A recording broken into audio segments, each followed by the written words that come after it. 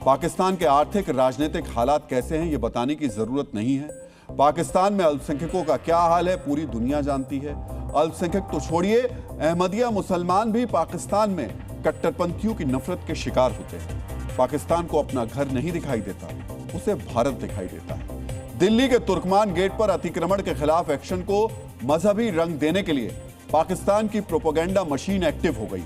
अब हम पाकिस्तान की इस मजहबी प्रोपेगेंडा मशीन की वैचारिक मरम्मत करेंगे। दिल्ली के तुर्कमान गेट पर अतिक्रमण हटाने की कार्रवाई पूरी हो गई। मौके से मलबा भी हटाया जा चुका है। मस्जिद पर एक्शन की अफवाह फैलाने वालों की तलाश हो रही है। हिंसा में शामिल बाहरी लोगों की पहचान की कोशिश की जा रही है। इस जांच का पूरा अपडेट हम आपको विस्तार से बताएंगे, लेकिन पहले आप पाकिस्तान के प्रोपेगेंडा की तुर्कमान गेट पर अवैध अतिक्रमण के खिलाफ जो एक्शन हुआ, इसका दर्द 800 किलोमीटर दूर इस्लामाबाद में देखने को मिला। भारत में नगर निगम के एक छोटे से एक्शन को पाकिस्तान मजहबी रंग दे रहा है। पाकिस्तान के कट्टरपंथी नीति निर्धारकों को लग रहा है कि उन्हें भारत में सांप्रदायिक विद्वेष फैलाने का मौका मिल गया। सोचिए, पाकिस्तान के विदेश मंत्रालय का प्रवक्ता MCD के अतिक्रमण हटाओ अभियान पर बयानबाजी कर रहा है। मतलब पाकिस्तान का विदेश मंत्रालय या तो बहुत ही खाली है, उसके पास कोई काम नहीं है, या ये उसका बौद्धिक दिवालियापन है। उसे विदेश मंत्रालय की मर्यादा की समझ ही नहीं है, या फिर यह बयान पाकिस्तान के मजहबी प्रोपेगेंडा का साक्ष्य है। मित्रों, यह पाकिस्तान का मजहबी प्रोपेगेंडा का साक्षात सबूत है। यह पाकिस्तान की बौखलाहट है। जानते हैं पाकिस्तान क्यों बौखलाया हुआ है? क्योंकि उसकी भारत विरोधी टूलकिट का पर्दाफाश हो गया। पाकिस्तान की इस बौखलाहट का विश्लेषण हम विस्तार से करेंगे, लेकिन पहले पाकिस्तान के मजहबी प्रोपेगेंडा की वैचारिक मरम्मत कर लेते हैं। मित्रों, पाकिस्तान के विदेश मंत्रालय ने कहा है कि मस्जिद को नुकसान पहुंचाया गया, यह सफेद झूठ है। यह पाकिस्तान का मजहबी प्रोपेगेंडा है। मस्जिद सुरक्षित है। मस्जिद पर कोई कार्रवाई नहीं होनी थी। मस्जिद के पास बने अवैध निर्माण को तोड़ा गया है। पाकिस्तान विदेश मंत्रालय ने मजहबी प्रोपेगेंडा का विस्तार करते हुए कहा कि भारत में मुसलमानों को निशाना बनाया जा रहा है। पाकिस्तान को जानना चाहिए कि भारत का संविधान नागरिकों से भेदभाव की इजाजत नहीं देता। हाँ, पाकिस्तान में जरूर ईस्ट निंदा कानून की आड़ में अल्पसंख्यकों का नरसंहार किया जाता है। दुनिया की बड़ी एजेंसियों की रिपोर्ट्स पाकिस्तान में अल्पसंख्यकों यानी हिंदुओं के खिलाफ कट्टरपंथियों की हिंसा और नफरत का प्रमाण पेश करती है। अल्पसंख्यकों के अधिकार के मुद्दे पर पाकिस्तान दुनिया के सबसे बदतर देशों में शामिल है। इसलिए आज भारतीय विदेश मंत्रालय ने पाकिस्तान को आईना दिखाया और पाकिस्तान को अपने गिरेबान में झांकने की सलाह दी। I did not elaborate or... मैं पाकिस्तान में अल्पसंख्यकों की हालत पर कोई टिप्पणी नहीं करूंगा। मैं इतना कहूंगा कि जो लोग भारत पर कमेंट कर रहे हैं, उन्हें पहले अपनी गिरेबान में झांकना चाहिए। First look at their own record before commenting on others. DNA मित्रों, भारत की छवि पर बट्टा लगाने के लिए पाकिस्तान ऐसी हरकतें पहले भी कर चुका है। बेहद स्थानीय मुद्दों को पाकिस्तान तूल देता रहा है, लेकिन तुर्कमान गेट वाले मुद्दे को पाकिस्तान ने बेहद समझबूझकर एक बड़ी साजिश के तहत चुना है। अपने प्रोपेगेंडा के जरिए पाकिस्तान एक तरफ भारत में बैठे कट्टरपंथियों को भड़काना चाहता है, दूसरी तरफ अपनी टूलकिट के बेनकाब होने से उपजी बौखलाहट को ढकना चाहता है।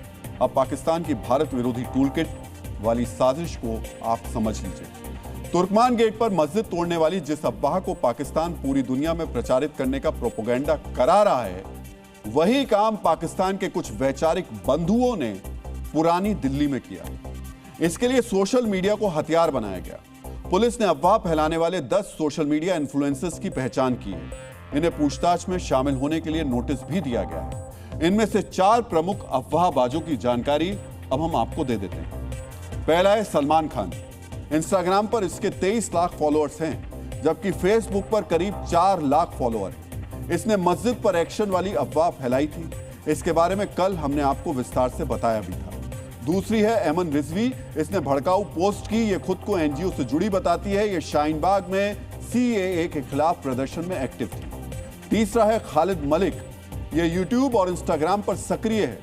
इसने भड़काऊ वीडियो बनाए थे। अफवाह वाले टूलकिट गैंग का चौथा सदस्य है सईद उमर अली। ये भी यूट्यूब और इंस्टाग्राम पर सक्रिय है। इंस्टाग्राम पर इसके करीब 15,000 फॉलोअर हैं। इसने भी भड़काऊ वीडियो पोस्ट किए थे। डीएनए मित्रों, भारत के खिलाफ सोशल मीडिया इन्फ्लुएंसर्स को साजिश वाली टूलकिट का हथियार बनाना यह पाकिस्तान का पुराना पैटर्न है। यूट्यूबर ज्योति मल्होत्रा से पाकिस्तान ने भारत की संवेदनशील जानकारी जुटाई थी। यही पैटर्न तुर्कमान गेट हिंसा में भी देखने को मिल रहा है। समझिए, तुर्कमान गेट पर एक्शन को लेकर अफवाह फैलती है। सोशल मीडिया इन्फ्लुएंसर्स मस्जिद तोड़ने की अफवाह फैलाते हैं। पाकिस्तानी विदेश मंत्रालय इसी अफवाह को विस्तार देता है। यानी यहां अफवाहबाज सोशल मीडिया इन्फ्लुएंसर्स और पाकिस्तान विदेश मंत्रालय दोनों एक ही पेज पर हैं। मित्रों, यह पाकिस्तान की भारत विरोधी टूलकिट की साजिश हो सकती है। एजेंसियां इसकी जांच कर रही हैं कि तुर्कमान गेट पर मस्जिद तोड़ने की अफवाह फैलाने वाले क्या सिर्फ वैचारिक तौर पर पाकिस्तान से जुड़े हैं या उनका पाकिस्तान के कट्टरपंथी नेटवर्क से कोई सीधा कनेक्शन भी है।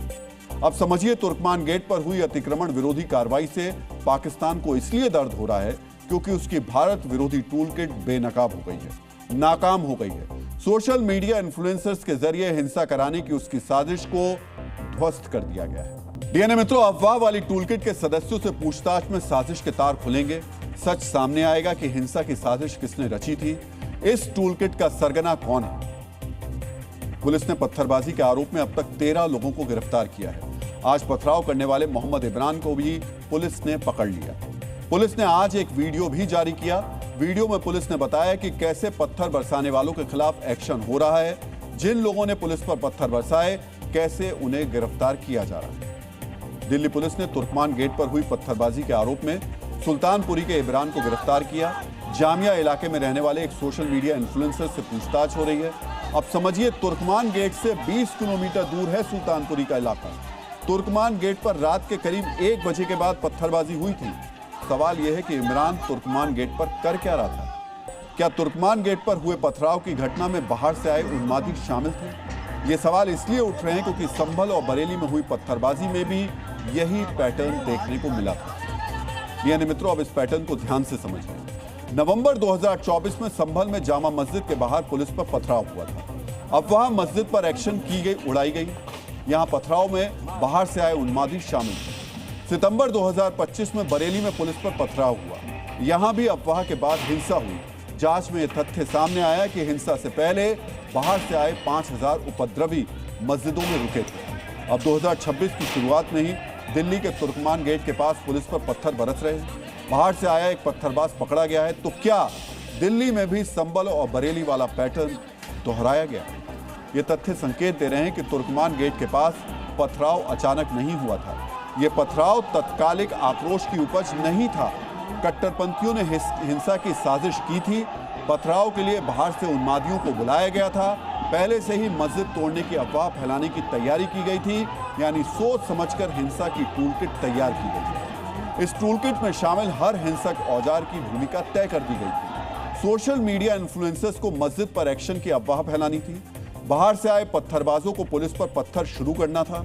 उसके बाद अफवाह के शिकार दूसरे लोग थे।